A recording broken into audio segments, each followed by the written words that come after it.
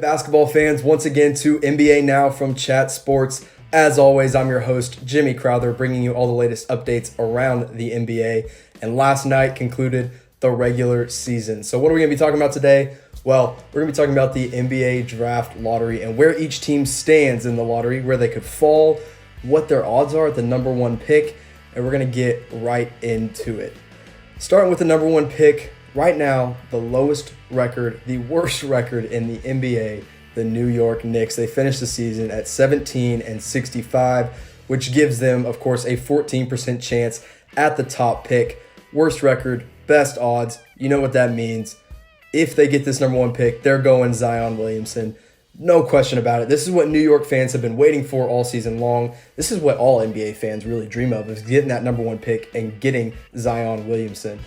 Of course, Zion is the freshman phenom that took NCAA basketball by storm. With his 285-pound body and his 45-inch vertical, he put up 22.6 points per game, 8.9 rebounds per game, and he blocked 1.8 shots per game. He's going to be the number one pick. There's no doubt about that. He could be New York's number one guy next year, or depending on what free agency looks like, he could be their number three guy behind KD and Kyrie Irving. But let me know what you think about Zion Williamson. I want you to finish this sentence for me. Zion Williamson will be the best rookie since, and then finish that. It could be Luka Doncic. Of course, this past year had an incredible rookie season. You could say since LeBron James. You could be as crazy as you want and say since Oscar Robertson, who had arguably the best rookie season of any NBA rookie ever. So now let's take a look at the number two pick. Who holds that number two slot in the lottery? And that is right now the Cleveland Cavaliers. Them and the Phoenix Suns are right now, they're actually tied with the second worst records at 19-63. Both of them, of course, have a 14% chance at the number one pick. But let's assume Zion is gone here and look at three guys they could go with. And here is my top three for the Cleveland Cavaliers. It's RJ Barrett, Ja Morant, and Cam Reddish. This is obviously Cleveland's first season since LeBron decided to join LA. It was pretty miserable. But they do have Colin Sexton to build on. And with him there, I think Cleveland is going to pass on Ja Morant if they get this number two pick and take RJ Barrett. I think he would be the perfect wing to pair next to Sexton. Now, you can make the argument that Morant is more talented. I get that. But I'm putting RJ Barrett next to Colin Sexton and starting something in Cleveland to build around. But let me know, do you think they should take Ja Morant or RJ Barrett? I think Ja Morant is a potential fit next to Sexton, but I'm just not sure. That's 2 point guards. Sexton can play off the ball, but let me know what you think. If they should take RJ Barrett, type R in the comment section below. And if they should take Ja Morant, type the letter J for Ja Morant in the comment section below. Now looking at who could land at the number three spot, again, Phoenix Suns with that same record as Cleveland at 19-63. Of course, also a 14% chance at the number one pick. And they've done nothing but lose for quite some time in Phoenix. And it's really disappointing to see because they have some talent with Ayton and Booker, and now Mikal Bridges is even showing out as a rookie. So, if Phoenix lands at three and Ja Morant is still on the board, they should consider themselves lucky. Three guys I think they could consider here would be Morant, Cam Reddish, and Jarrett Culver out of Texas Tech. But, like I said, if they land at three, Ja Morant should be their pick. That threesome of DeAndre Ayton, Devin Booker, and Ja Morant would be really, really exciting to watch and something they can finally build around. Morant, of course, shows that he can play with the ball in his hands and make the right pass at 10 assists per game. And he's also shown some explosiveness and a good three-point shooter at 36.3%. Personally, I think Morant is the second best player in this draft. I would take him number two, depending on who's there. Phoenix should consider themselves lucky if Morant is available at three. Looking at the fourth best odds in the lottery, we move to Chicago, the Chicago Bulls, who finished the season 22-60. They don't have a lot to build around besides Lauri Markkanen and Zach LaVine, but they do have a 12.5% chance at the number one pick. Falling to number four would be a really tough pill for Chicago to swallow. That means the top three players in this draft are gone, most likely, in Morant, Zion, and RJ Barrett. And after that, there's quite a drop-off of talent, in my opinion. But the three guys they should be looking at, we're going to give it to you. Cam Reddish, Jarrett Culver, and Kobe White out of North Carolina, a speedy little point guard. But I think if you're Chicago, you got to go Cam Reddish here, based simply on potential, based on what he could be. He came in, struggled a lot more from the three-point line than I think people expected him to. He shot 33.3%. Not great for a guy that was supposed to be a knockdown shooter, but he has the potential to become an excellent 3 and D player in the NBA. He's got a heck of a wingspan. Putting him next to Levine and Markkanen would be a good enough young core for Chicago to keep rebuilding. They're going to be in the lottery a couple more years, in my opinion, but Reddish is a guy they should take based on his potential alone. The 5th best odds, the Atlanta Hawks. With Trae Young and John Collins already in Atlanta, a top 5 pick would be absolutely huge for the Hawks. They finished 29-53 on the season with a 10.5% chance to land Zion Williamson and the number 1 pick. And really, I do think there are 3 guys they could look at, 2 different wings, Jarrett Culver and DeAndre Hunter, and then a big man that they could possibly pair next to John Collins and Jackson Hayes.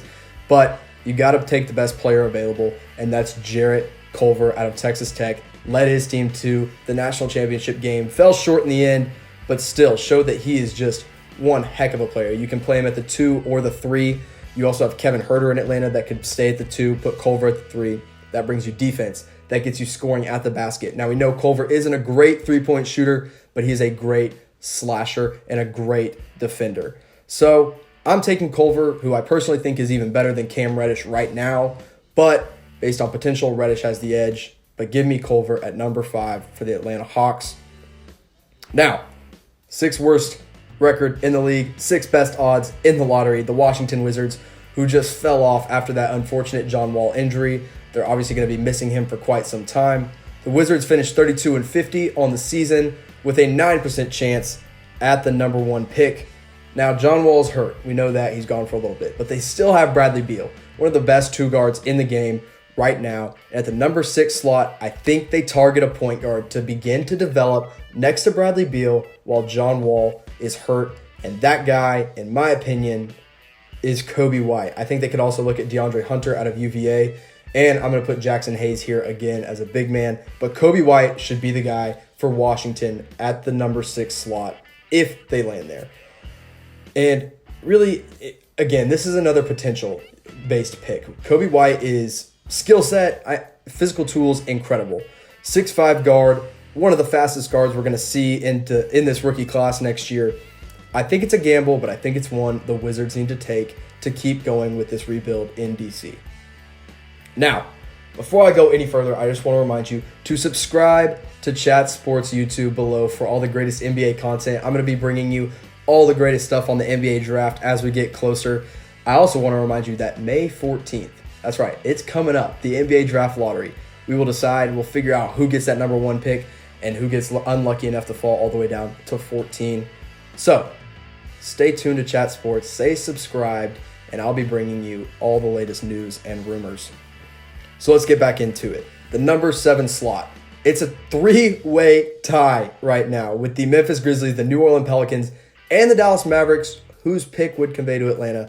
So I'm just going to go top to bottom. We're going to start with Memphis. Let's assume they land at that number 7 pick. They finished 33-49 on the season. Being number 7, they get the 6% chance at the number 1 pick. And really, Memphis just needs to go for talent here. They need to keep building with Jaren Jackson Jr. Outside of Mike Conley, there's no vets that are there to help them make a playoff push. So you take talent, which means you take DeAndre Hunter out of UVA. You also look at guys, again, like Jackson Hayes and Darius Garland, who's a bit of a wild card out of Vanderbilt, which is why I'm not slotting him high enough here. I'm taking DeAndre Hunter.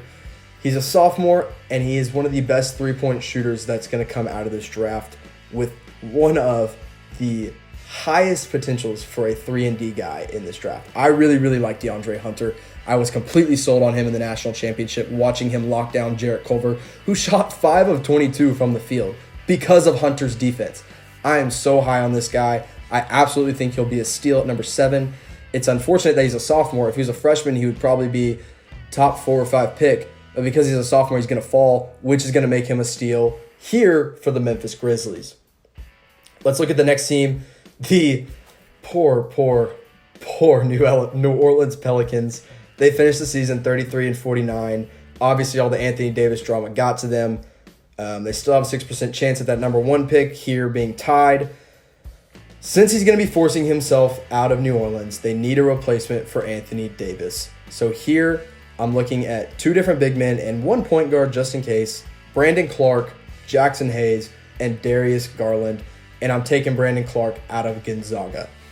Once AD finally gets his wish and he gets out of New Orleans, Clark could step in immediately at the starting power forward position and provide the Pelicans with some really, really good rim protection and finishing around the basket as well. He was blocking nearly exactly 3.1 shots per game at Gonzaga, and he almost scored 17 points per game there too. So he's not just a defensive presence, he's a big man that can get you a bucket down low.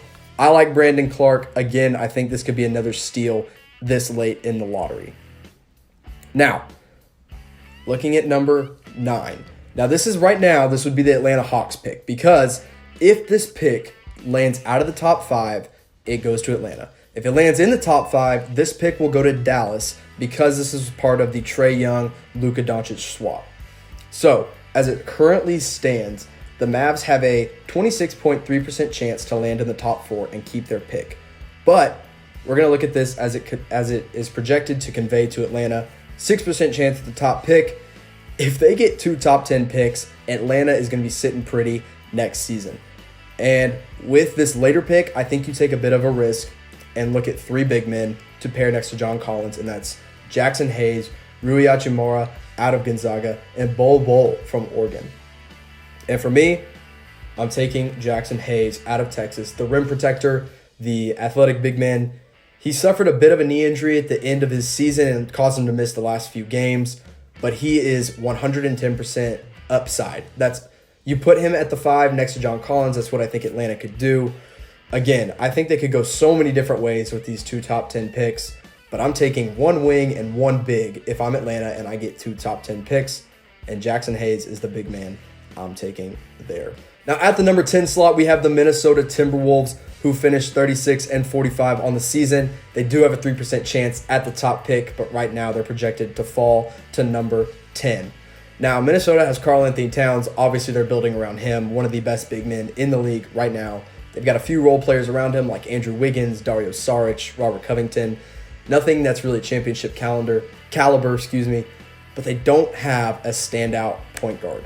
So that's where I'm going with Minnesota. I think 3 guys they can consider here are Darius Garland out of Vanderbilt, Tyler Hero, who's not exactly a point guard, but he is a guard out of Kentucky, and then PJ Washington, obviously a forward from Kentucky as well.